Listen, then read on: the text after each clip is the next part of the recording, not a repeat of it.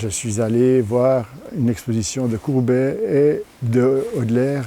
En allant voir cette exposition, je me reconnaissais dans ces travaux-là.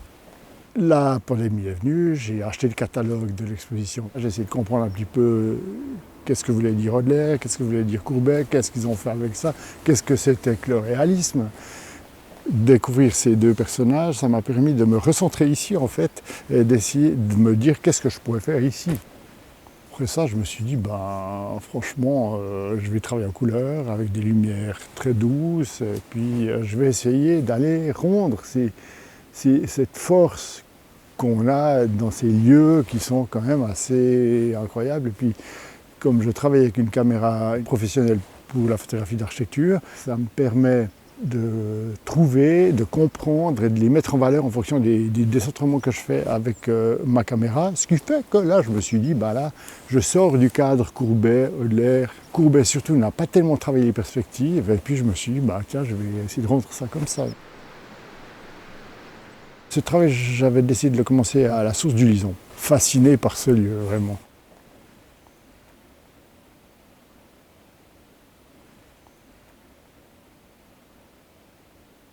Donc ça c'est une photographie de la grotte du Lison, avec cette histoire de possibilité de correction de perspective. J'accentue les forces pour fausser les perspectives, pour que ça donne vraiment encore une puissance beaucoup plus forte à ça. Et ça, c'est la grotte Sarrasine. Et entre le haut et le bas, ça fait 80 mètres, c'est impressionnant. Ça donne une force assez incroyable, je trouve. J'ai fait en sorte que le plan de mon appareil, ça soit ce plan de rocher qui soit parallèle à ça. Et puis j'ai tordu cette partie-là pour que ça vienne comme ça et puis que ça renforce ces lignes-là.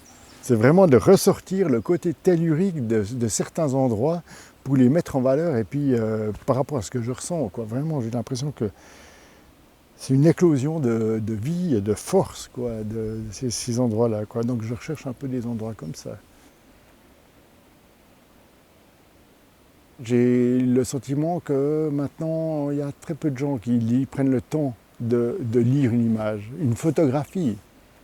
J'essaye de faire des nouvelles et pas des romans avec mes images. J'essaye de faire en sorte qu'une image, si on la côtoie longtemps à côté de soi, on découvre tout le temps de nouveaux éléments, etc. Puis ça nous emmène dans un autre univers.